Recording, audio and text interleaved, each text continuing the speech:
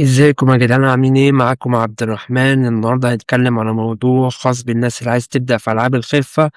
فالنهارده جاي أقول لك على كام معلومة أو كام نصيحة ممكن تساعدك في بدايتك في ألعاب الخفة. هنعدي الانترو ونخش على الموضوع.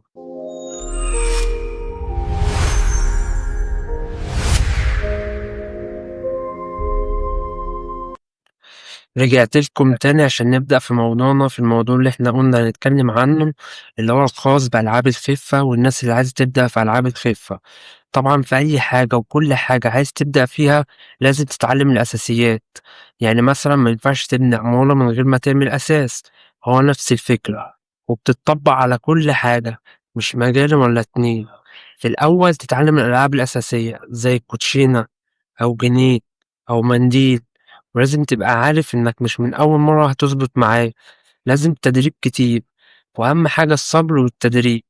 ممكن كمان تشوف اللاعبين الخفة التانيين بيقدموا الخدع إزاي وبيتعاملوا مع الجمهور إزاي، زي مثلًا ديفيد كوبرفيلد مثلًا وغيره من الناس اللي بتقدم خدع، وتعمل لنفسك ستايل أو كاركتر خاص بيك.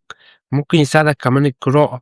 القراءة مفيدة جدًا بعيدًا عن أي حاجة، وهتعلمك المصطلحات والأساليب الخاصة بألعاب الخفة. طبعًا إحنا في عصر السوشيال ميديا، عصر التكنولوجيا، يعني كل حاجة متاحة قدامك. وطبعًا اللي عايز يتعلم أي حاجة دلوقتي بيدخل على جوجل أو يوتيوب أو تيك توك، وده طبعًا تعليم مجاني وهيزود من مهاراتك.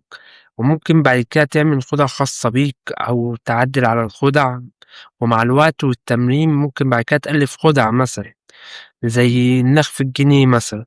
فكر إزاي الخُدعة تتعمل، وإزاي أخلّي الخُدعة مقنعة للي قدّامي، وما تقلدش حد.